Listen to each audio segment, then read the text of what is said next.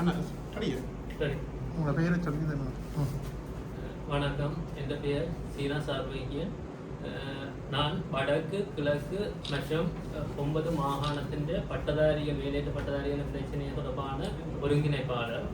அது மட்டுமல்லாது பல்கலைக்கழக பட்டப்படிப்பு முடிஞ்சு வெளியில் வர ஒவ்வொரு மாணவர்களுக்கும் அரசு தொழில் கிடைக்க வேண்டும் என்பதற்காக இந்த சங்கத்தின் ஒருங்கிணைப்பாளராக கிட்டத்தட்ட 5 வருஷமாக செயல்பட்டு வரேன்.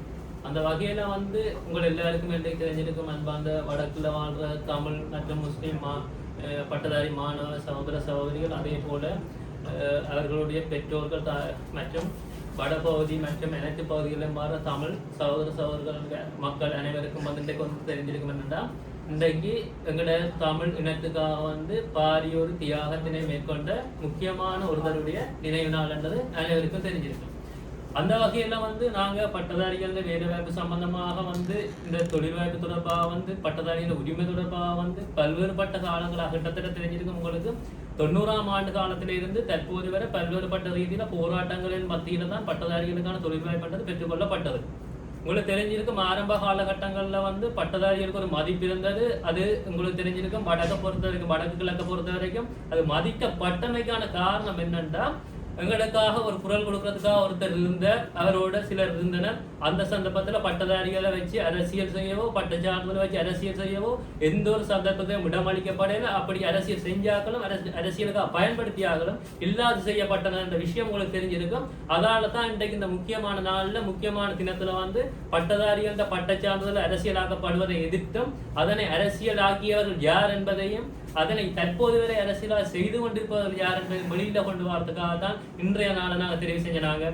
உண்மையிலேயே எங்களோட முன்னாள் போராளி என்ற பிள்ளைகள் இதில் பாதிக்கப்பட்டிருக்காங்க. இந்த பட்டத்தை வச்சு அரசியல் செஞ்ச அரசியல்வாதிகளால் பல்வேறுபட்ட பட்டதாரி மாணவர்கள் பாதிக்கப்பட்டிருக்காங்க. தமிழ், சிங்களம், முஸ்லீம் சொல்லி அனைத்தின மாணவர்கள் பாதிக்கப்பட்டிருக்கணும். அனைவருடைய பிரச்சனையில ஒருங்கிணைப்பு செய்த வகையில் அண்மையில் கொழும்புல எதிர்கட்சி தலைவரோட ஒரு கலந்துரையாடல் ஒன்று இடம்பெற்றது கடந்த செவ்வாய்க்கிழமை. அது தொடர்பாக தெளிவுபடுத்தணும். அதே போல குறித்த பிரச்சனை தொடர்பாக இன்று வரை பாராளுமன்றத்தில் தனியொருத்தராக குரல் எழுப்பி கொண்டிருக்கிற வடக்கு மாநிலத்தை பிரதிநிதித்துவப்படுத்திய கௌரவ பாராளுமன்ற அர்ஜுனா ராமநாதன் அவர்களுக்கு ஒரு முக்கிய வேண்டுதலை இன்றைய நாளில் நாங்கள் வைக்கிறதுக்காக தான் இந்த ஊடக சந்திப்பை நடத்துகிறோம். உண்மையிலேயே சொல்ல போனா, இந்த பட்டதாரிகள் பிரச்சனை தொடர்பாக கௌரவ பாராளுமன்ற உறுப்பினர் ராமநாதன் அர்ஜுனா அவர்கள் தான் பாராளுமன்ற உறுப்பினர் தெரிவு செய்யப்பட்ட பிற்பாடு பல்வேறுபட்ட ரீதியில ஆளும் அரசாங்கத்துக்கு எதிராக பல்வேறுபட்ட கோரிக்கைகள் பல்வேறுபட்ட வாத பிரதிவாதங்களை பாராளுமன்றத்தில் மேற்கொண்டிருக்கார். அச்சந்தர்ப்பங்கள்ல ஆளுந்தரப்பினர் மேற்கொண்ட விஷயங்கள் என்னண்டா, அதுதான் எங்களுக்கு உண்மையிலேயே கோபத்தை ஏற்பட்ட விஷயம் என்னண்டா, அவர் கேட்ட கேள்விகளுக்கு பதில் கூறாமல் அதற்காக 2 கிழமை தாருங்கள் அல்லது 3 கிழமை தாருங்கள் என்று சொல்லி சும்மா நாள் கணக்கை கேட்டு எந்த ஒரு தீர்வையும் வழங்காது சிரித்து கொண்டு தங்களோட சுகபோக வாழ்க்கை வாழ்வது எங்களுக்கு ஏற்கனவே 5 வருஷம் பேரில்லாம பாதிக்கப்படுற முன்னாள் அரசாங்கத்தில் பாதிக்கப்படுற பட்டதாரிகளுக்கு மிகவும் கோபத்தை ஏற்படுத்தி இருக்கிறது. அந்த வகையிலேயே இந்த ஊடக சந்திப்பு குறிப்பாக கௌரவ பாராளுமன்ற உறுப்பினர் அர்ஜுனா ராமநாதன் அவர்கள் அண்மையில கௌரவ சபாநாயகரிடம் ஒரு பிரேரணை ஒன்றை கையளிப்பு செய்திருந்தார். அந்த பிரேரணை என்ன விஷயம் என்றால், இலங்கையில் அரசாங்க பல்கலைக்கழக பட்டதாரிகளது வாக்குரிமை, கருத்து சுதந்திரம் மற்றும் அரசு தொழிலுரிமையை பாதுகாப்பதற்காக அரச பல்கலைக்கழக பட்டதாரிகளுக்கான வருடாந்த புதிய அரச வேலைவாய்ப்பை பாராளுமன்ற ஜனநாயகத்தின் மூலம் உறுதிப்படுத்த புதிய அரசு தொழில் வாய்ப்புகள் தொடர்பான தேசிய கொள்கை பிரகடனத்தை பாராளுமன்ற விவாதத்துக்காக கௌரவ எதிர்கட்சி பாராளுமன்ற உறுப்பினர் அர்ஜுனா ராமநாதன் சமர்ப்பித்தார். இந்த கொள்கை பிரகடனம் இன்றைய தினம் யாழ் பல்கலைக்கழகத்துல உண்மையிலேயே பல்வேறுபட்ட நினைவேந்தலை மேற்கொண்டு வரங்கிற சகோதர சகோதரர்கள் நாளைக்கு வெளியில துன்பப்படக்கூடாதுன்றதுக்காக கிட்டத்தட்ட 9 மாகாண பட்டதாரிகள் ஒன்றியங்கள் இணைஞ்ச வகையில கோஆர்டினேட் பண்ணினது நான் என்ற வகையில இதனை உருவாக்கி இருக்கிறேன். கிட்டத்தட்ட 100 பேஜுக்கு மேற்பட்ட பக்கங்களை கொண்டு இருக்கிறது. அந்த வகையில இது முழுமையாக ஆங்கில மொழியில் வடிவமைக்கப்பட்டிருக்கிறது. இதனை கடந்த செவ்வாய்க்கிழமை எதிர்கட்சி தலைவரிடம் கையெழுந்தோம். அதற்கு முன்னர் கௌரவ பாராளுமன்றத்தில் அர்ஜுனா ராமநாதனிடம் கையளித்திருந்தோம். அது மட்டும் இல்லாமல் இது தொடர்பான பிரேரணையும் பாராளுமன்றத்தில் சப்மிட் பண்ணியிருக்கிறேன்.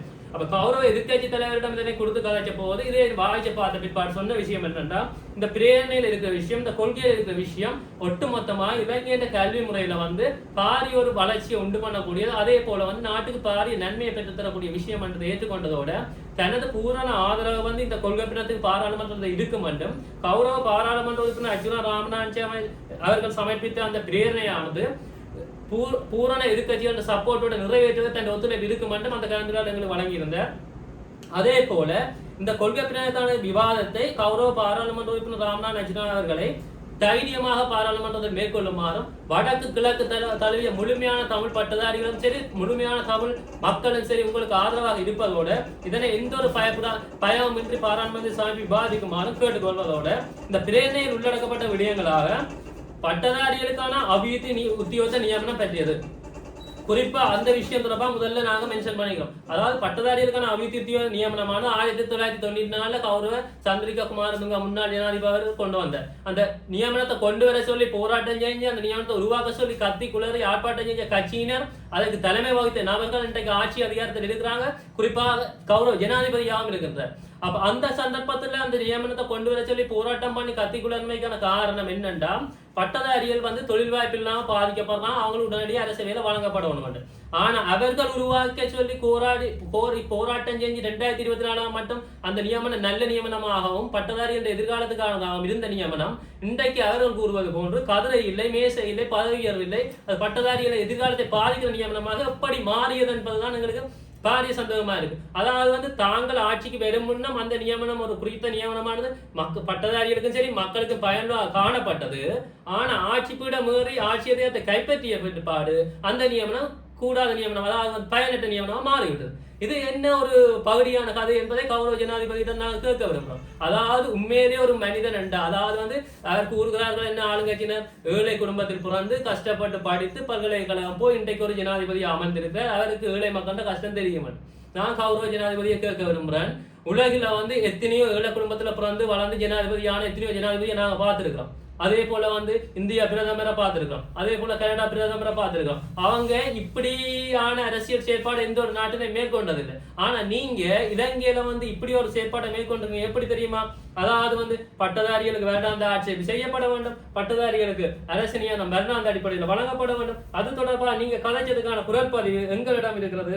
அதனை நாங்கள் உங்களுக்கு வடிவாக்க ஆட்டம் பார்த்துக்கணும்.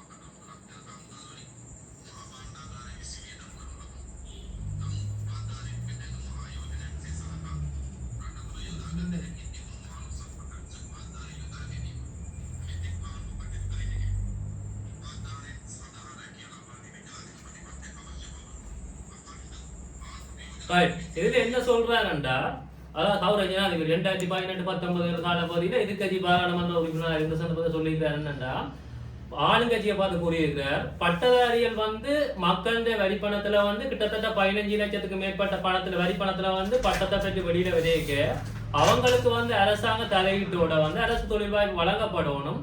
அடுத்தது அவங்களுக்கான அரசு வேலை வாய்ப்பு தொடர்பான தேசிய கொள்கை பிரேரணை கொண்டு உருவாக்கப்பட வேண்டும் என்று கௌரவ ஜனாதிபதி தற்போதைய ஜனாதிபதி கூறியிருக்கிறார். கௌரவ ஜனாதிபதி அவர்களுக்கு இந்த விஷயத்தை கூறுவோம். இந்த புத்தகத்தை பாருங்க, கிட்டத்தட்ட 100 பக்கங்கள் மேலே இருக்குது. இந்த நீங்க கேட்ட கொள்கை பின்ன தேசிய கொள்கை பின்ன பட்டதாரிகளுக்கான அரசு வேலை தொடர்பான தேசிய கொள்கை பின்ன இதில் உருவாக்கப்பட்டது. இதுல பட்டதாரிகள் 30 வருஷமா அவங்களோட அரசாங்கத்தில் என்ன ஏற்பட்டது, பட்டதாரிகள் எப்படி நியமனங்கள் வழங்கப்படுறதுக்கு அவங்களோட அரசாங்கம் போராட்டங்கள் மேற்கொண்டது, தற்போது பட்டதாரிகளுக்கு நியமனம் வழங்குவதாக கூறி 2024 ஆகஸ்ட் மாதம் மட்டும் பலவற்றில கலந்துரையாடலை மேற்கொண்டு விட்டு இன்றைக்கு அவங்க நியமனத்தை வழங்காம 9 மாகாணத்துக்கு மெசேஜ் பொய்யா அனுப்பி 6 மாத பயிற்சியோட வெற்றி பெற்ற உடனே எல்லா பட்டதாரிகளுக்கும் அரசு நியமனம் வழங்கப்படும், உங்களோட தகுதிக்கேற்ற துறையில வேலை செய்ய முடியும்னு சொல்லி முழு மாகாணத்துக்கும் மெசேஜ் அனுப்பி இன்றைக்கு 10 வீதத்துக்கு அதிக வாக்கு எதிர்கட்சியோட பெற்று ஜனாதிபதி கதையில நீங்க அமர்ந்திருக்கிறீங்க. ஆனா அந்த 10% வாக்கும் வந்து கிட்டத்தட்ட அந்த முழுக்க இலங்கை முழுக்க இருக்க பட்டதாரிகள வாக்கு அடங்கி இருக்கின்ற விஷயம் உங்களுக்கு தெரியும் நன்றாக. ஆனா நாங்க கேட்கிறோம் என்னண்டா, இன்றைக்கு 10% அதிக வாக்கு பெற்ற நீங்க, எங்கட வாக்கு பெற்ற நீங்க எதற்காக வந்து இவ்வாறான பொய்களை இவ்வாறான விஷயங்களை சேர்ந்து பட்டதாரி ஒட்டுமொத்த இலங்கையில் இருக்கிற பட்டதாரிகள் எதிர்காலத்தையும் இன்றைக்கு மொத்தமா அவரோட பட்ட சான்றிதழை அரசியல் காகிதமாக அரசியல் வாக்குச்சீட்டாக எவ்வாறு பயன்படுத்தினீர்கள் நாங்க உங்களை வெளிப்படையாக இருக்கிறோம். எங்களுக்கு உங்களை இந்த கோபம் இல்லை, இந்த விரோதம் இல்லை. நாங்க உண்மையை நேர்மையை நியாயத்தை தான் வடக்குல இன்றைக்கு வரைக்கும் கேட்டு இருக்கோம். எந்த பிரச்சனையா இருந்தாலும் சரி. அதே போல பட்டதாரி அந்த தொழில் வாய்ப்பு விஷயத்தை நான் உண்மையான நேர்மையான விஷயத்தை தான் கேட்டு இருக்கோம். நீங்க 2019 அதே போல உங்களோட 2024 தேர்தலுக்கு முதல் நீங்க காய்ச்சல் வீடியோ ஆதாரம்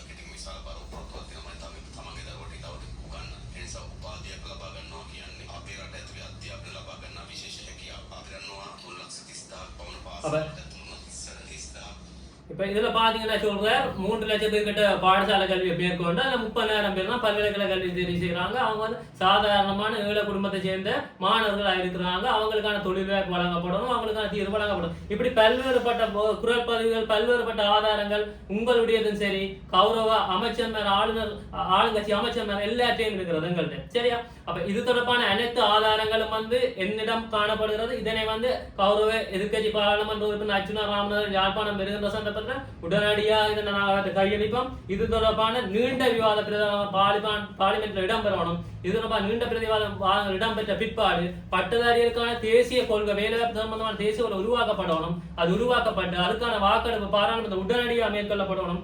கௌரவ எதிர்கட்சி தலைவரோட கலாச்சாரத்துல நான் கூறியிருந்த பட்டதாரிகளுக்கான வேலைவாய்ப்பு வந்து 2023 முன் பட்டம் முடிச்சவர்களுக்கு வந்து 20ஆம் தேதி அக்டோபர் மாதம் 20ஆம் தேதிக்கு முன்ன பயிற்சி ஆரம்பிக்கப்படணும். இந்த புத்தகத்தில் இருக்க புதிய வேலைவாய்ப்பு சம்பந்தமான அவர் கூறிய விஷயம் எங்களிடம் இதை உடனே ஆரம்பிக்க விட வேண்டும். ஏனென்றா வெற்றி பெற்று 1 வருடம் ஆகிவிட்டது.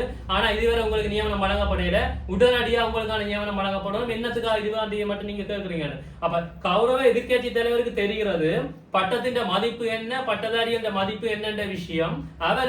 நாங்க அவருக்கு அதிகமா வாக்கு அளிக்கவில்லை. ஆனா அவர்கள் எங்களை கூப்பிட்டு இன்றைக்கு பாராளுமன்றத்தையே கூப்பிட்டு கலந்துரையாடல் மேற்கொண்டு எங்களை பிரச்சனைகள் தொடர்பாக ஆராயிறாங்க. ஆனா ஆளுந்தரப்பில் என்ன செய்யறாங்க தெரியுமா? குறிப்பாக சொல்ல போனா என்ன செய்கிறார்களா, பட்டதாரிகள் தகுதி இல்லை, பட்டதாரிகள் வேலைவாய்ப்பு வழங்க தேவையில்லை என்று கூறிக்கொண்டு அதுக்கு பல்வேறுபட்ட காரணங்களை குறிப்பிடுறாங்க. அதை நான் உங்களுக்கு காட்டுறேன்.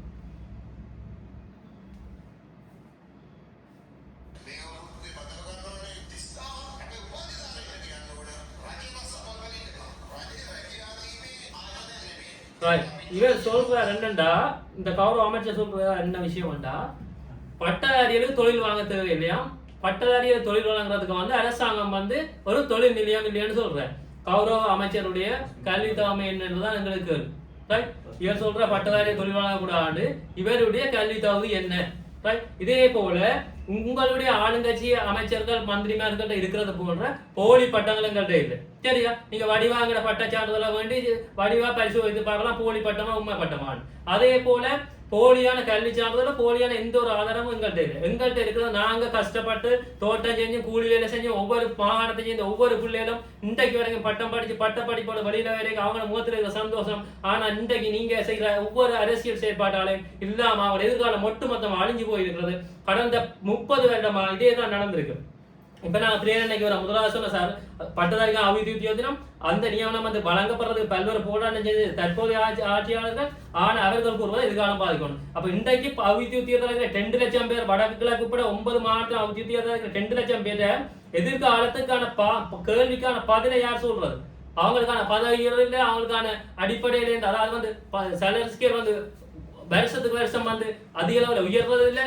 அடுத்தது வந்து 10 வருஷத்துக்கு அப்புறம் அவங்களுக்கு பதவி வழங்கப்படுது. அப்ப இதுல எத்தனையோ கேள்விப்பாடு, எத்தனையோ பிரச்சனைகள் இருக்கு. சரி, அப்ப அதை விட இன்னொரு விஷயம் என்னன்னா, அந்த அபிவிருத்தி நியமனம் கடந்த 2020ஆம் ஆண்டு வழங்கப்பட வேண்டும் என்று சொல்லி போராட்டம் செஞ்ச ஜேவிபி கட்சியினுடைய பிரதான செயற்பாட்டாளர், அவருடைய பெயர் வந்து மகேஷ் அம்பேபிட்டி என்றவர்.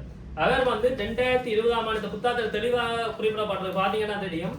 2020ஆம் ஆண்டு கொரோனா டைம், கோவிட்-19 டைம்ல வந்து 62,000 வேலையற்ற பட்டதாரிகளுக்கு முன்னாள் ஜனாதிபதி கோத்தபாய ராஜபக்ஷ வழங்க வேண்டும் என்று சொல்லி போராட்டம் மேற்கொண்டார் கொழும்புல. அதன் பிற்பாடு 62,000 பட்டதாரிகளையும் குறித்த ஜனாதிபதி முன்னாள் ஜனாதிபதி கூப்பிட்டு சந்திச்சு கலந்துரையாடி அந்த நியமனங்களை மேற்கொண்டு. ஆனா இவங்கள மாதிரி அவங்க செய்யல. ஆனா இவங்க என்ன செய்யறாங்க, தேர்தலுக்கு முன்னாடி எல்லாம் வாக்குறுதி எல்லாம் வழங்கி போட்டு, தேர்தலுக்கு முன்னாடி நான் கூப்பிட்டு கலந்துரையாடல செஞ்சு போட்டு, வடிவா போட்டோஸையும் எடுத்து போட்டு, அதோட வந்து வடிவா சாப்பாடு கொடுத்து நல்லபடியா தேர்தலுக்கு முன்னாடி கலந்துரையாடல பண்ணி போட்டு, தேர்தல் முடிஞ்ச பிற்பாடு கௌரவ ஜனாதிபதி மட்டுமில்லை, இந்த கௌரவ பிரதம மந்திரியும் தேர்தலுக்கு முன்னம் வடிவா பட்டதாரியை கூப்பிட்டு வடிவா கலந்துரையாடலாம் பண்ணிக்கிறாங்க. ரைட். அதை விட இந்த இதுல ஜேபி என்றவர் வந்து, அதாவது ஜேபி கட்சியின் பிரதான செயற்பாடு மகேஷ் அம்பேபட்டி என்ற நபர் வந்து பட்டதாரி ஒன்றியத்துக்கு வந்து 2018 இருந்து 2024 மட்டும் செயற்பட்டதோட தற்போது இந்த நபர் வந்து செயற்படுறார். காரணம் என்ன சொல்ற, தான் ஒரு வேலையேற்ற பட்டதாரி சங்கம் உண்டு.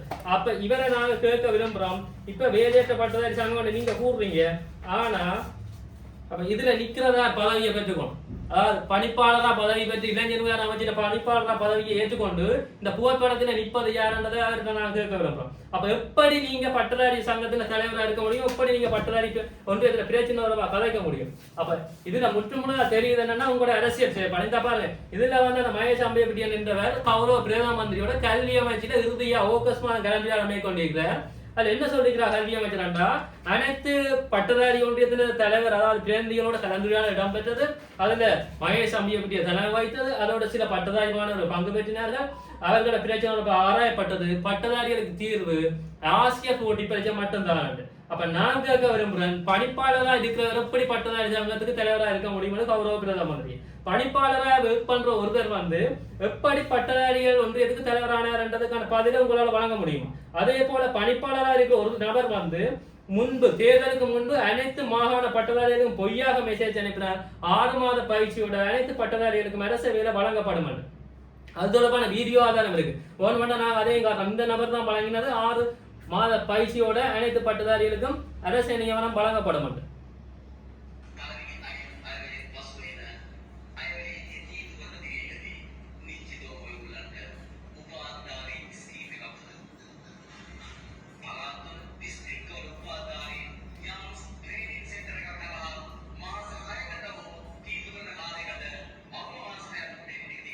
இந்த குறித்த நபர் 6 மாத பயிற்சியோட 9 மாநில பட்டதாரிகளுக்கு நியமனம் வழங்கப்படும் என்று ஜனாதிபதியோட நிற்கிறார், உங்க தற்போதைய பிரதமரோட நிற்கிறார். அப்ப நாங்க கேட்கிறோம், நீங்க சொல்றீங்க எதிர்கட்சிகளை பார்த்து எங்களுக்கு எதிராக சூழ்ச்சி திட்டம் இருக்கிறாங்க.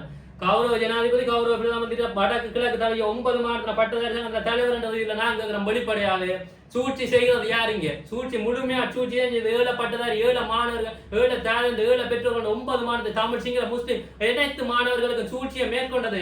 அவங்களோட பட்ட சான்றிதழ் உங்களோட வாக்குச்சீட்டா பயன்படுத்தி அதுக்கண்டு ஒருத்தரை நியமிச்சு அவருக்கு பணிப்பாளர் பதவியை கொடுத்துட்டு ஏசி வாகனத்திலே ஏசி சாப்பாட்டு நல்லபடியா நீங்க வாழ்றீங்க. போச கட்ட லட்சண ஜீவித்தேன்னு சொல்லி அழகான வாழ்க்கை அழகான நாடுன்னு சொல்லிக்கொண்டு நீங்க வாழ்றீங்க. ஆனா இன்றைக்கு வந்து அந்த பட்டத்தை முடிச்சிட்டு 5 வருஷமா ரணில் அரசாங்கத்துல வந்து தொழில் இல்லாம போராட்டம் செஞ்சு ரோட்டா போராட்டம் செய்து கத்திக்கொண்டு தெரிஞ்ச பிள்ளைகளை இன்றைக்கு பார்த்து சொல்றீங்க பெருங்கடலுக்கு சிறுகடல் போராட்டம் செய்கிறது போல பட்டதாரிகள் கொழும்புல போராட்டம் செய்யறாங்க என்று எங்களை சகோதர மொழி பட்டதாரிகள் போராட்டம் மலையில நின்று செய்ய கூறியிருக்கிற ஆளுங்கட்சி அமைச்சர். நான் அவரை கேட்கிறேன், அந்த கூறிய நபர் தான் வந்து பட்டதாரிகள் வச்சு தென் மாவட்டத்தில் வந்து மாநாடு நடத்தினார். அதுக்கான சான்று இருக்கிறத பாருங்க. நவம்பர் மாதம் தேர்தல்ல மாநாடு நடத்தின நபர் இவர் தான் பட்டதாரிகள். இவர் என்ன சொல்றாரு, இன்றைக்கு ஒரு பெருங்கடலுக்கு சிறுகடல் திரண்டு வருவது போல பட்டதாரிகள் போராட்டம் செய்யறாங்களாம். நான் குறித்த கௌரவ அமைச்சரை கேட்க விரும்புறேன், வடக்குல இருந்து பெருங்கடலுக்கு சிறுகடல் போல திரண்டு வருவது போராட்டம் செய்யறாங்க. நீங்க கூறுறீர்கள் 5 வருஷம் போராட்டம் செஞ்சு கள்ளச்சி போயிருக்கவனுக்கு வந்து தேர்தலுக்கு முன்ன வாக்குறுதியை வழங்கி அவன் வாக்கு எல்லாத்தையும் பறிமுதல் செஞ்ச பிறகு திருப்பியும் அவன் போராட்டம் செய்யணும் எதிர்பார்க்கறீங்கடா. உங்களை மாதிரியான ஆக்களை மக்கள் தெரிவு செய்திருக்காங்க. வடக்கு கிழக்கு உட்பட எல்லா மாநில மக்களும் தேர்தலுக்கு மக்களுக்கு சேவை செய்வீர்கள், மக்களின் தௌத்தியை மேற்கொள்வீர்கள். தயவு செய்து பட்டதாரிகள் எதிர்காலத்தில் விளையாட வேண்டாம். கிட்டத்தட்ட 5 வருஷம் வெயிட் பண்றாங்க. OLA படிச்சவங்களுக்கு கிட்டத்தட்ட 62,000 வேலை வாய்ப்பு கொடுக்குறீங்க.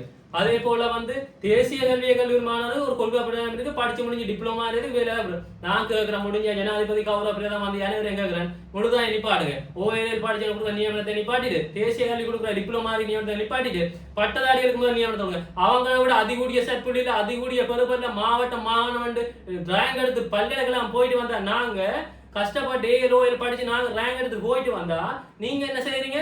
எங்கட பட்ட சான்றிதழை வச்சு நீங்க அரசியல் செஞ்சுட்டு அதை கொண்ட குப்பை தொட்டிக்க போறீங்க. ஒரு பட்ட சான்றிதழ் பெருமதி இலங்கை பெருமதி 25 லட்சம். 25 லட்சம் உங்களுடைய சொந்த காசு இல்ல, மக்களோட வரி பணம். அந்த 25 லட்சம் மக்களோட வரி பணம் இன்றைக்கு ஒரு பட்டதாரி இந்த குப்பை தொட்டிக்க போகுதுன்னா இன்றைக்கு 40,000 பட்டதாரி இலங்கையில வேலையில இருக்கான். இந்த 40,000 பட்டதாரியின் பெருமதி, அந்த பட்டத்தின் பெருமதி வந்து கிட்டத்தட்ட 100 பில்லியன் ரூபாய் வந்து இன்றைக்கு குப்பை தொட்டிக்க இருக்கு. அந்த 100 பில்லியன் ரூபாயை உங்களால திருப்பி வழங்க முடியுமா நாட்டுக்கு?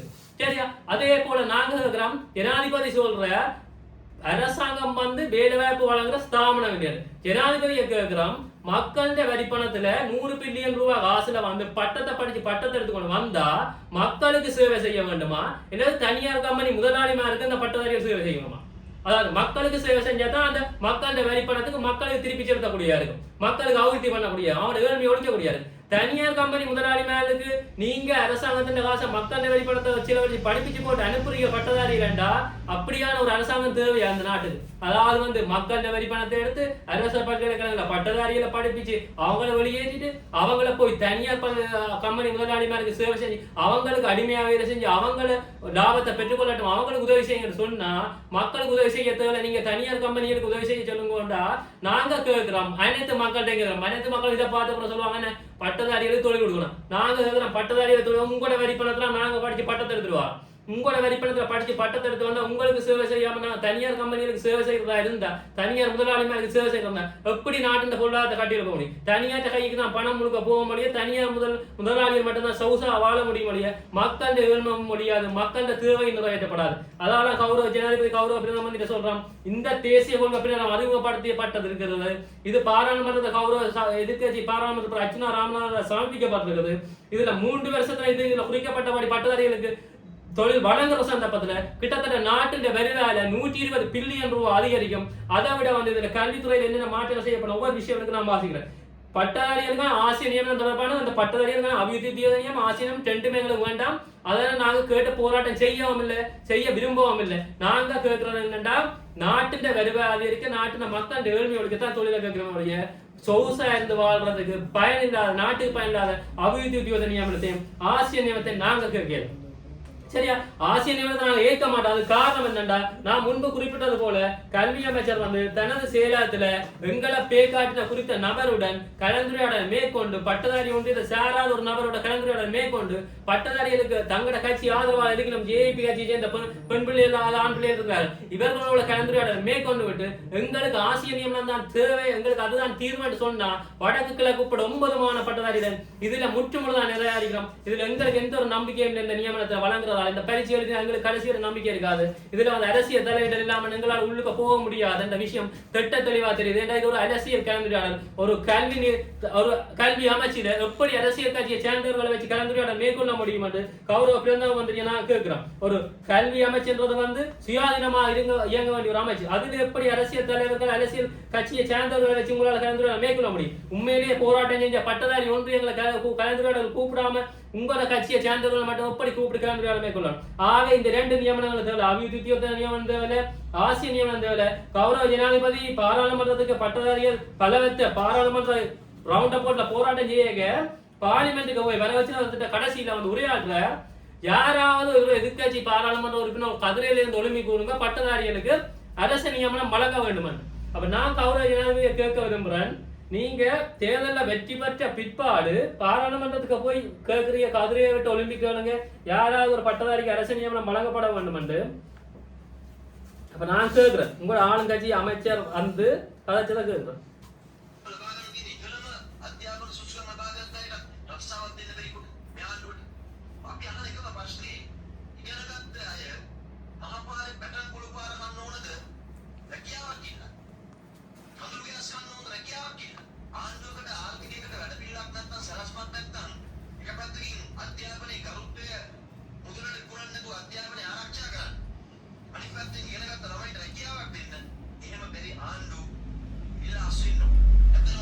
இப்ப இவர் கூறுகிறார் என்னண்டா, படிச்ச பட்டதாரிகள் போராட்டம் செய்யணுமா, கண்ணீர் வைக்க இதன்னுமா அப்படின்னு சொன்னதோட மட்டுமல்லாம அரசாங்கம் வந்து பட்டதாரிகள் தொழில் வழங்கினேன்டா ஏஹேம வேற ஆண்டு இல்ல ஹஸ்பண்ட் சொல்றேன். அதாவது வந்து அப்படி செய்ய முடியாத அரசாங்கம் பதவியை விட்டு விலகணும்னு சொல்றேன். ஆனா கௌரவ ஜனாதிபதி பட்டதாரிகள் பாராளுமன்றத்துக்கு போராட்டம் செய்ய 7 பட்டதாரிகள் தேர்தலுக்கு முன்னம் வாக்குறுதியை வழங்கி ஏமாற்றி விட்டு அந்த பட்டதாரிகளுக்கு அடித்தும் விட்டார். அங்க போய் என்ன சொல்ற பாராளுமன்றத்துல யாராவது ஒரு அமைச்சர் ஒளிம்பி சொல்ல முடிந்தா இதுல நின்று கூட நின்று போட்டோ எடுத்த பிள்ளைகளுக்கு தான் அடிச்சிருக்கிறாங்க பாராளுமன்றத்துல போராட்டம் செய்யுங்க.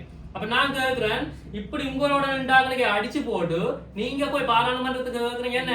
யாராவது ஒரு எதிர்கட்சி பாராளுமன்ற உறுப்பினர் கதிரையை விட்டு ஒளிம்பி சொல்லுங்க, பட்டதாரிகளுக்கு அரசு நியமனம் வழங்கணும். கௌரவ ஜனாதிபதிட்டு நாங்க கூடுறோம், உங்களோட பகுதிகளை இதுல நிப்பாட்டுங்க. நாங்க உங்களுக்கு இவ்வளவு விஷயம் நீங்க பட்டதாரி செஞ்சிருக்கிறீங்க, நான் உங்களுக்கு எதிராக வந்து ரோட்டுல யாரும் விஷயம் மாதிரிச்சோ கச்சேரிக்கு முன்னாலேயோ அல்லது உங்களோட ஜனாதிபதி செய்யறதுக்கு முன்னாலே போராட்டங்களை மேற்கொண்ட காரணம் என்னண்டா, நாங்க ஜனநாயக வழியில ஜனநாயக ரீதியில பட்டதாரிகளுக்கான நியமனத்தை பெற்றுக் கொள்வதற்காக மட்டும்தான் இந்த சங்கத்தை உருவாக்கின மொழிய எந்த ஒரு வன்முறையை வந்து நியமனத்தை பெறுவதற்காக நாங்க இந்த சங்கத்தை உருவாக்கிறோம். அதாவது கடந்த 2024 ஆண்டுக்கு முன்ன நீங்க முன்னே அரசாங்கம் முன்னாடி செய்ய போராட்டங்களை போல செஞ்சு அபிவிருத்தி நியமனத்தை பெற்றுக் கொள்வதற்காக நாங்க இந்த சங்கத்தை உருவாக்கிறோம். நாங்க மக்களுக்கு சேவை செய்யறதுக்கு மக்களுக்கான நன்மையை பெற்றுக் கொடுக்கறதுக்காக அந்த சங்கத்தை உருவாக்கியிருக்கோம். அப்ப அடுத்ததா பாத்தீங்கன்னா தெரியும், நாங்க முன்வைக்கிற விடயம் என்னன்னா, ஜேபி கட்சியின 30 வருடத்துக்கு மேல் தமது அரசியல் கட்சியின் அடிமைகளாக தமது தலைமைத்துவத்திற்கு இலங்கை பட்டதாரி நடத்தியமைக்கான புகைப்பட ஆதாரங்கள் இப்ப நான் காட்டுகிறேன். அதை விட இன்னொரு விஷயம் என்னன்னா, பட்டதாரிகள் இந்த 30 வருட அனைத்து அரசியல் செயற்பாடுகள் தவிர்த்து தமது வாக்குரிமை மற்றும் தொழிலுரிமையை பாதுகாக்க முன்வைக்கும்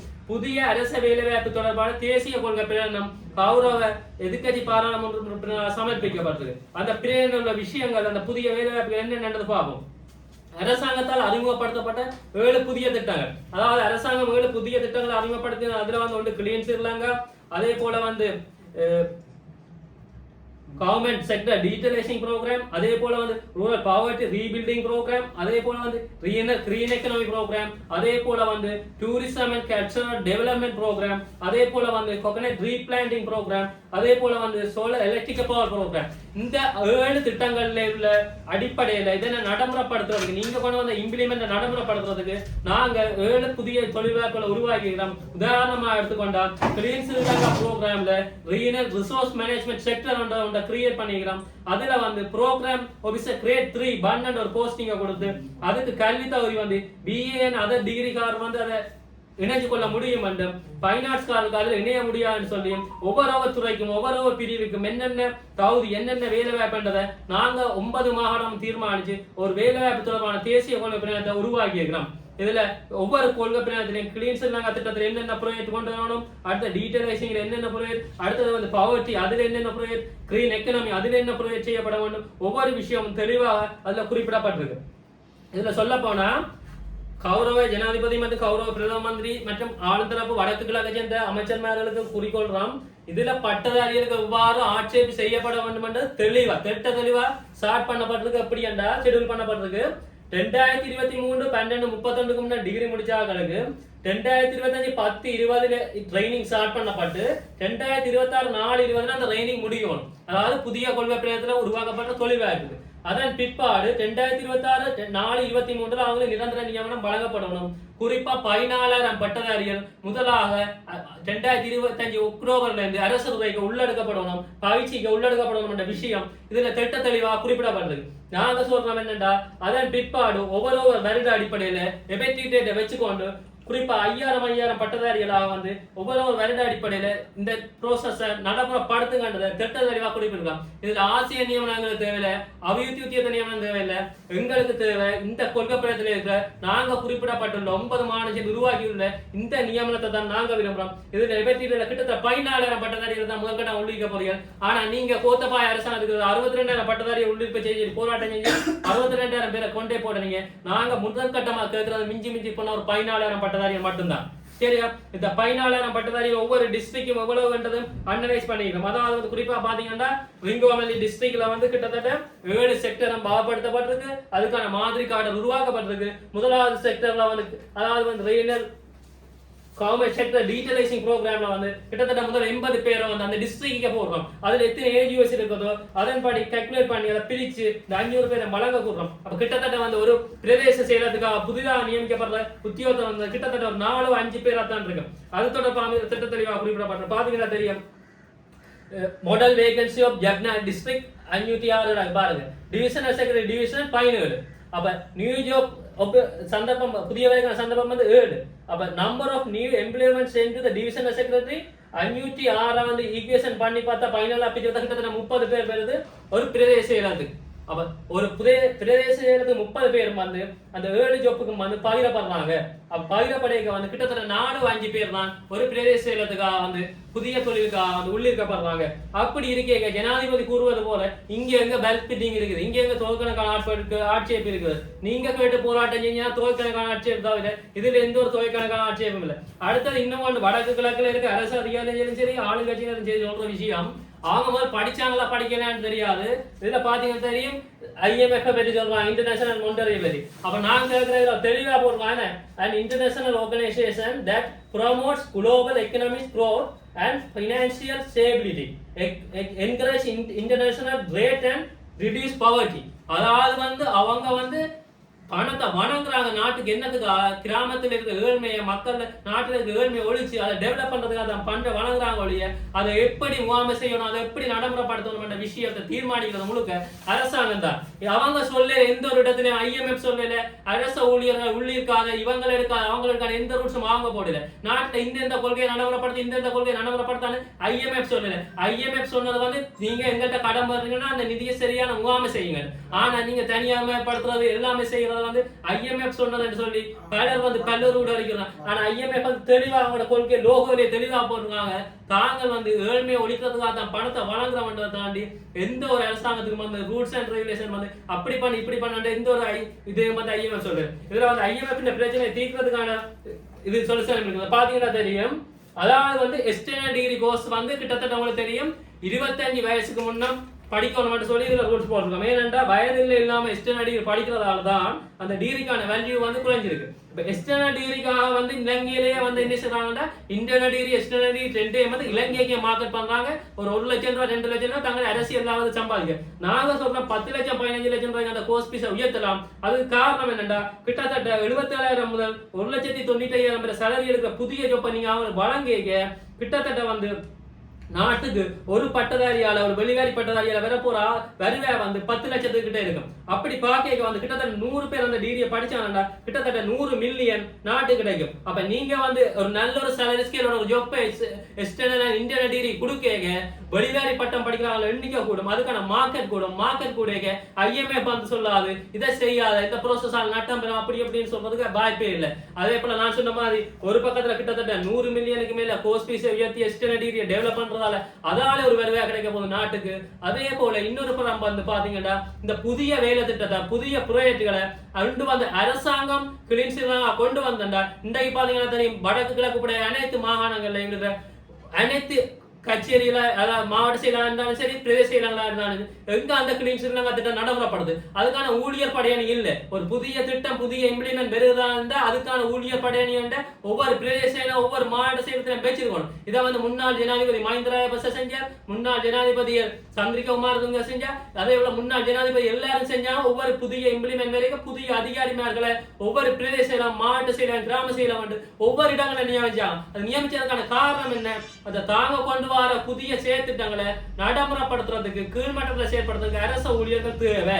ஆனா இங்க இருக்கிற பெரிய சிக்கல் என்னண்டா ஏற்கனவே அரச துறையில ஒர்க் பண்ற அரச ஊழியர்களால அரசாங்கம் கூட வந்து புதிய திட்டங்களை செயற்படுத்த முடியாது. காரணம் என்னண்டா அவங்க வந்து பழைய சேலரிஸ்க்கு பழைய பதவி உயர்வு அடிப்படையில வந்து பரீட்சை எழுதி சர்வீஸ் அடிப்படையில பதவி உயர்வு சம்பளம் பெறக்கூடிய வேலை வாய்ப்பு வந்து உருவாக்கப்படுறதுக்கு அரசாங்கம் என்ன இம்ப்ளிமெண்ட் கொண்டு என்ன செய்ய திட்டத்தை ஊர் மட்ட கிராம மட்டம் செய்ய சொன்னாலும் அவங்க செய்ய மாட்டாங்க. காரணம் என்னடா அவங்க சும்மா இந்த சம்பளம் எடுத்து பழக்கப்பட்டவங்க அரசாங்கம் கூறுறதுபடி செயற்பட வாய்ப்பு இல்லை.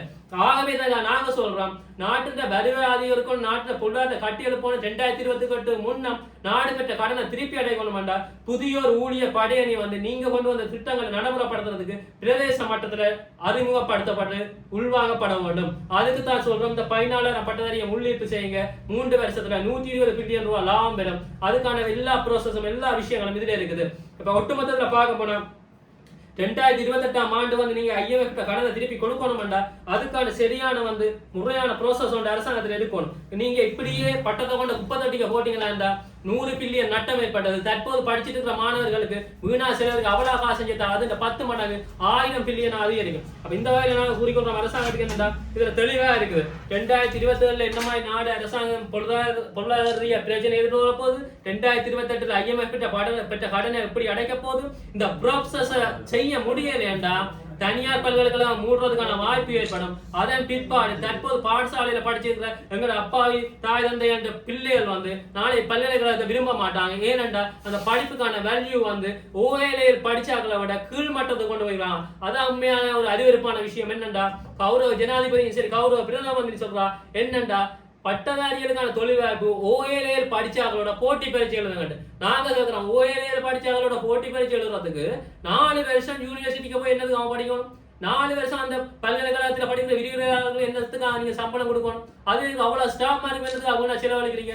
ஓஏலையில் படிச்ச வேலை வாய்ப்பு தான் அவங்களுக்கு அந்த சர்வீஸ்க்கு நான் வழங்கப்படணும்டா அவ்வளவு வீண் செலவு. அவ்வளவு செலவை நிப்பாட்டி திருப்பி IMF திருப்பி கொடுக்கலாம் தானே. அப்ப அதை செய்ய முடியாது. அப்ப ஒரு முறையான ப்ரோசஸ் இல்ல, முறையான சேர்த்துட்டம் இல்லை.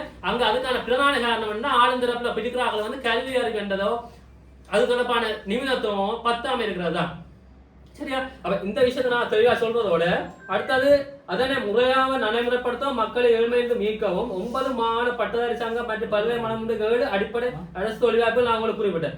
அடிப்படை கல்வி தகுதி மற்றும் அது தொடர்பான விவரங்கள் இந்த புத்தகத்தில் உள்ளடக்கப்பட்டிருக்கு. சம்பளம் மற்றும் பதவி தொடர்பான விவரங்கள் இதில் உள்ளடக்கப்பட்டிருக்கு. அலுவலக சேவை முறைமை தொடர்பானது உள்ளடக்கப்பட்டது. இதை நான் கிளியர் பண்ண ஜனாதிபதி கூறுவார் என்ன கதிரையில சம்பளம் இல்லை வேலை பாடு இல்லையாது. நான் இதை தெளிவாக அலுவலக சேவை முறை இங்க எப்படி குறிப்பிடப்பட்டிருக்கேன்டா குறிப்பா ஒரு கிரேட் 3-1ல 6 மாத பயிற்சி அடிப்படையில் நியமிக்கப்படுற ஊழியர் கிரேட் 2-1க்கு பெரேக்கு 3 இயர்ஸ்ல அவர் முடிக்கப்பட வேண்டிய செயற்திட்டம் பிரதேச மட்டத்துல 50 செயற்திட்டங்களை முடிக்கணும். அந்த 50 செயற்திட்டம் ஒன்று அரசாங்கம் அவருக்கான அந்த கிளீன் ஸ்ரீலங்கா எடுத்துக்கொண்டோம்டா அதுல நடைமுறைப்படுத்த வேண்டிய பிரயத்தை ப்ரொபோசல் அரசாங்கம் வழங்க அதை செயல்படுத்த போறார் அந்த குறிப்பிட்ட ஊழியர். இல்ல அந்த குறிப்பிட்ட ஊழியர் என்ன செய்ய போறாருண்டா பிரதேச செயலாளர் அதே போல பிரதேச கிராம சேவரோட கலந்துரையாடலோட மாதாந்தம் மேற்கொண்டு மக்கள் அடிப்படை பிரச்சனை என்ன, அடிப்படை தேவை என்ன, எப்படி அவனோட பொருளாதாரத்தை உயர்த்தலாம் என்பது தொடர்பான கலந்துரையாடலுக்கான திட்டத்தை வகுத்து சம்பந்தப்பட்ட அமைச்சுக்கு சம்பந்தப்பட்ட திணைக்களத்துக்கு பிரதேச செயலாளரோட அந்த புறையத்தை அனுப்பி அதுக்கான அனுமதி கேட்க போற. அதன் பிற்பாடு நடைமுறைப்படுத்த போற. இப்ப இங்க 2 செயற்பாடு ஒன்று அரசாங்கத்திற்கு செயற்திட்டத்தை நடைமுறைப்படுத்தப்பட போகுது, இன்னொன்று ஊழியர் வழங்குற செயற்திட்டம் நடைமுறைப்படுத்தப்படும். இப்படி பல்வேறுபட்ட நன்மையான விஷயங்கள் இந்த கொள்கை பிணத்தில் இருக்குது. கிட்டத்தட்ட ஸ்ரீலங்கால படிச்சு முடிஞ்சு வர எல்லா யூனிவர்சிட்டி ஸ்டூடெண்ட்ஸுக்கும் இந்த பட்டத்தை அடிப்படையாக தொழில்வாய்ப்புக்கான தேசிய கொள்கை பிரணம் 9 மாகாண பட்டதாரிகளால் உருவாக்கப்பட்டிருக்கு. இதுல முக்கிய விஷயம் என்னண்டா இது இந்த ட்ரைனிங் ப்ராசஸ் நாங்க சொன்ன மாதிரி 2025 10-20ல ஸ்டார்ட் பண்ணணும்னு சொல்லப்பட்டிருக்கு. ஆனா எதிர்கட்சி தலைவரோட கலைச்ச விஷயத்துல சொன்ன இதுக்கான நியமனத்துக்கான பயிற்சி உடனடியாக ஆரம்பிக்கப்படணும். நாங்க அரசாங்கத்தில் சொல்றோம் அபிவிருத்தியத்தை நியமனம் வேண்டாம், 62,000 ஓய்லேயே நியமனம் வேண்டாம். எங்களுக்கு தேவை மாகாண மட்டத்துல பிரதேச மட்டத்துல எங்களை மக்களுக்கு சேவை செய்யறதுக்கு இந்த 14,000 பட்டதாரியில முதல் கட்டமா வார மாதத்துக்கு இடையில பயிற்சி அடிப்படையில் உள்ளீடு செய்ய சொல்லி குறிப்பா இது மன்னர் மாவட்டத்துல வெளியிடப்பட்டிருக்கு ஒரு அறிவித்தல் பிரதேச செயலாளர் பிரதேச செயலத்தால் வெளியிடப்பட்டிருக்கு. இதுல மன்னர் நானட்டான் மாந்தைமைக்கு முசாடி மாடு போன்ற இதுகளுக்கு என்ன விஷயம் கூறப்பட்டிருக்கா மன்னர் மாவட்டத்துல வேலையேற்ற பட்டதாரிகள் விண்ணப்பம் கோரல். மேற்படி மன்னார் மாவட்டத்தில் பல்கலைக்கழக பட்டப்படிப்பினை நிறைவு செய்து வேலைவாய்ப்புக்காக காத்திருக்கும் பட்டதாரிகளின் முழுமையான விவரங்கள் உடன் தேவைப்பாடாக உள்ளதனால் இதுவரை காலமும் பட்டதாரி நியமனம் வழங்கப்படாத அனைத்து பட்டதாரி விவரங்களை தங்கள் பிரிவுக்குட்பட்ட கிராம அலுவலர்கள் மற்றும் கிராம மட்டங்களில் கடமையாற்றும் அலுவலர்களோட தகவல்களை சேகரித்து பிரதேச செயலர் கீழ்காட்டும் படிவத்தை பூரணப்படுத்துமாறு குறிப்பிடப்பட்டிருக்கு. இதை பாத்தீங்கன்னா தெரியும். அவன முழு பேர் கேட்கப்பட்டிருக்கு, முகவரி கேட்கப்பட்டிருக்கு, தேசிய அடையாள அட்டை தொலைபேசி கேட்கப்பட்டிருக்கு, பட்டம் சிறப்பு பட்டம் என்பதை கேட்கப்பட்டதோட பல்கலைக்கழகத்தின் பெயர் கேட்கப்பட்டது. கௌரவ பிரதமர் மற்றும் கௌரவ ஜனாதிபதிட்ட கூறுறோம் நீங்க தெரிஞ்சோ தெரியாமலோ ஒரு விஷயத்தை தொடக்கிறீர்கள், மன்னார் மாவட்டம் தொடக்கிறீர்கள். இந்த ப்ரோசஸ் உடனடியா 9 மாவட்டத்துக்கு அமுல்படுத்தணும். 9 மாவட்டம் உடனடியா அனைத்து பட்டதாரிகள தகவலும் இதன்படி சேகரிக்கப்படணும். சேகரிக்கப்பட்ட பிற்பாடு இது ஒரு விஷயத்தை புதுசா செய்யணும் விஷயத்தை குறிக்கொள்றோம்.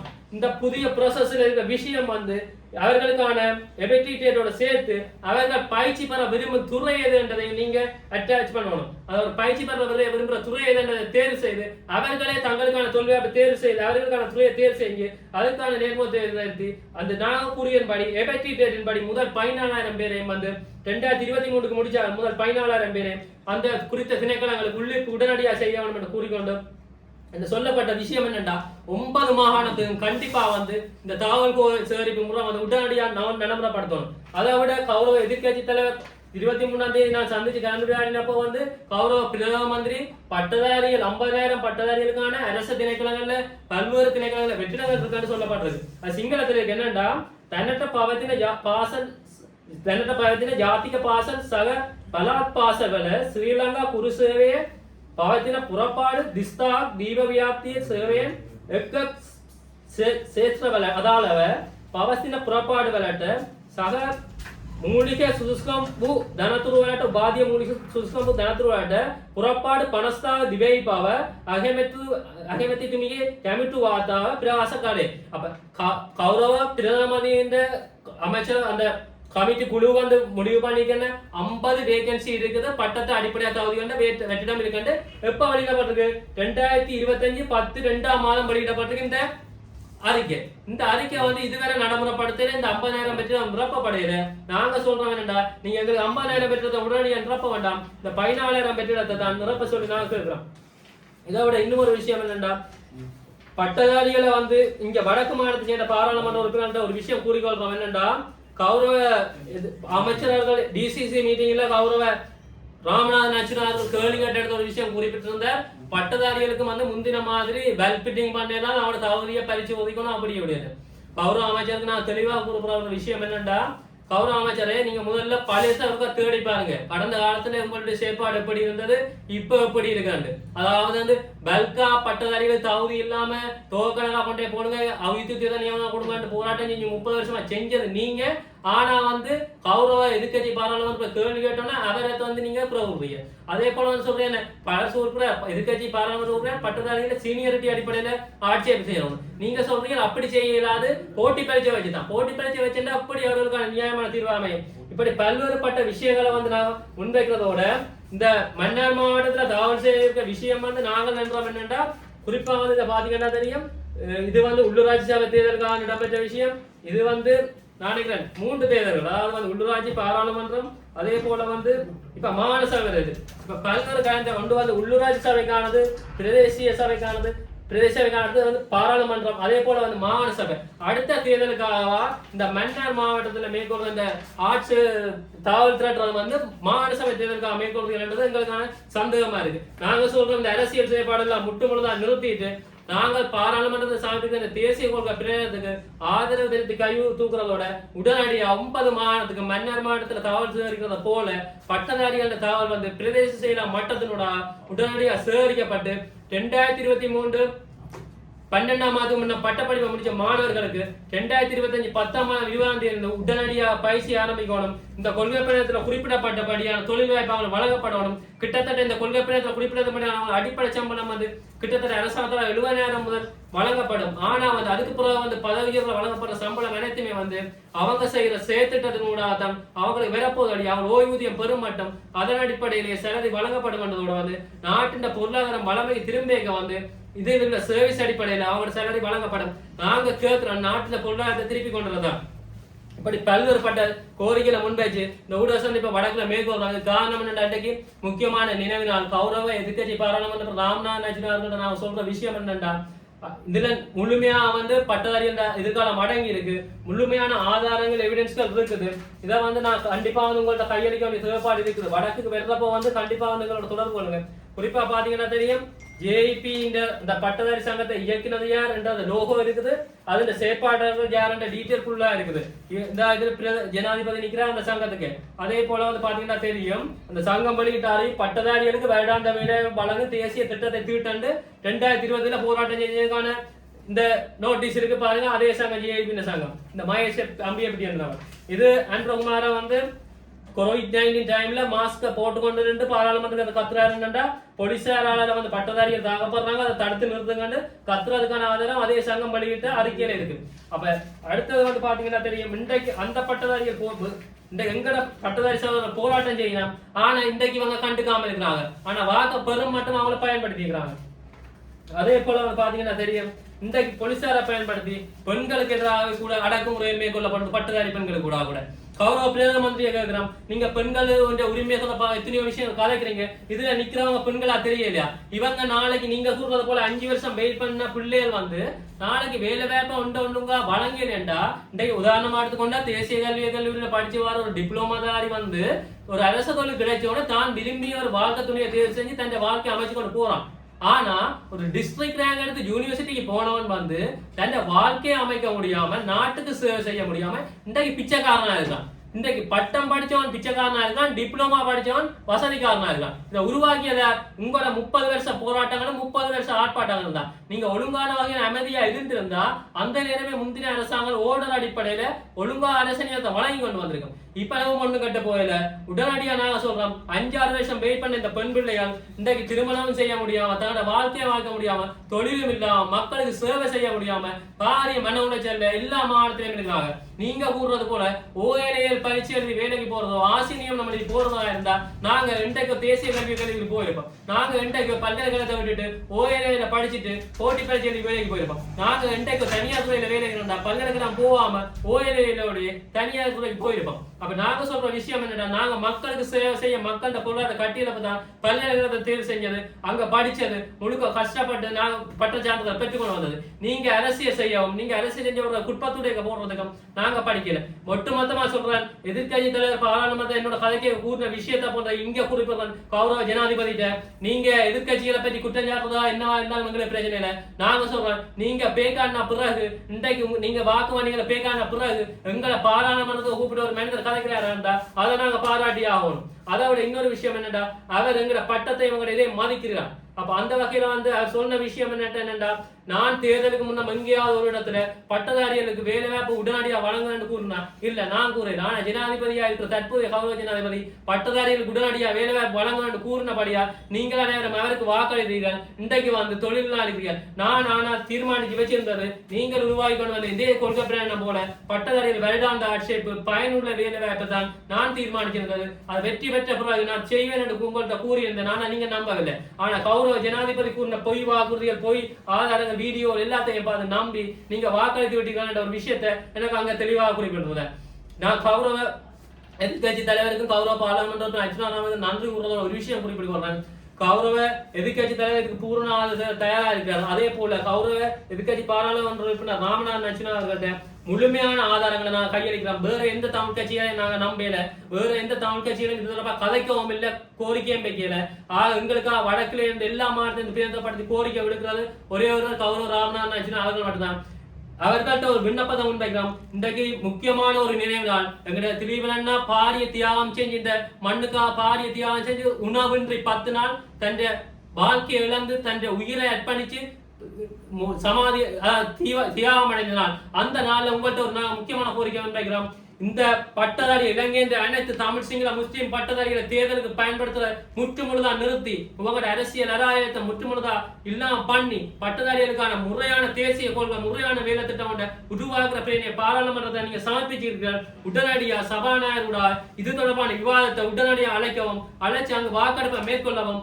இதுல குறிப்பிட்டிருக்கிறேன், ஜனாதிபதியோட குரல் பதிவு இருக்குது, தேசிய வேலை திட்டம் கொண்டு வந்து கலைச்ச விஷயம் இருக்கு, போராட்டம் செஞ்ச விஷயம் இருக்கு, எல்லா விஷயத்தையும் கூட கையளிக்கிறேன். இதுக்கு எதிர்ப்பு தெரிவிச்சு எந்த பாராளுமன்ற உறுப்பினர், ஆளுங்கட்சி பாராளுமன்ற உறுப்பினர் கைதூக்குறாருன்றதை மக்கள் பார்க்கட்டும். அதோட ஏழை மக்களுக்காக சேவை செய்ய விரும்புகிற பட்டதாரிகளை சேவை செய்ய விடாம எந்த ஆளுங்கட்சி பாராளுமன்ற உறுப்பினர் தடை செய்கிறார் பார்ப்போம். அந்த வகையில இவ்வளவு நன்மை விஷயம் இருக்கு. இந்த கொள்கை பிரயணத்துக்கு யார் எதிர்ப்பு தெரிவிக்கிற விஷயத்தை பார்க்க முடியும்.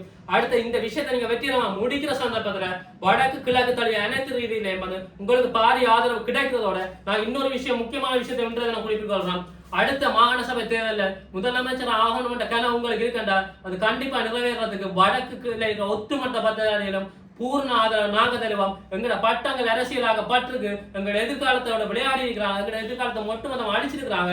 அது அந்த வகையில இதற்கு எதிர்ப்பு தெரிவிச்சு நாங்க இந்த கொள்கை பயணத்தை உங்களோட கையளிச்சிருக்கிறோம். இந்த கொள்கை பயணம் வெற்றிகரமா பாராளுமன்றம் நிறைவேற்றப்படணும். வாரமான உடனடியாங்களுக்கான பயிற்சி ஆரம்பிக்கப்படணும். இந்த திட்டங்கள் அனைத்து நடைமுறைக்கு வந்த உடனே நீங்க மாகாண சபை ஆசைப்பட்ட போலவே உங்களை முதலமைச்சராகி எங்கட மாகாண மக்களுக்கு சேவை செய்யறதுக்கு வடக்கு கிழக்கு தழுவி ஒட்டுமொத்த மாகாண பட்டதாரிகளும் துணையா இருப்ப வேண்டதை கூறிக்கொண்டு இன்னொரு விஷயத்தை குறிப்பிடுறேன். ஏன் இந்த கோரிக்கை ஏனைய அரசியல்வாதிகளோ ஏனைய நபர்களுடைய முன்வைக்கிறேன்டா அவங்க அப்பப்ப பச்சோந்திகள் மாதிரி தங்கட காரியங்களுக்கு பல்வேறுபட்ட செயற்பாடுகள் ஈடுபடுறாங்க. அதனாலதான் நாங்க அவங்கள்ட்ட கேட்கவும் இல்லை. நாங்க ரோட்ல நின்று போராட்டம் செஞ்சா நாங்க எங்க எதிர்காலம் மண்ணா போனோம். அதை பற்றி அவங்க பாராளுமன்றத்தை குரல் கொடுக்க போறது இல்லை, அது தொடர்பாக கலைக்க போறது. அதனாலதான் எதிர்கட்சி தலைவர்கிட்ட ஆதரவு கட்டம், அதே போல உங்களிடம் முதல் ஆதரவு கட்டம். அந்த வகையில இந்த விஷயத்தை வச்சு நான் முடியுங்க. எங்களோட பூரண ஆதரவு உங்களுக்கு இருக்குமென்றதை கூறிக்கொண்டு விட வருகிறேன். நன்றி.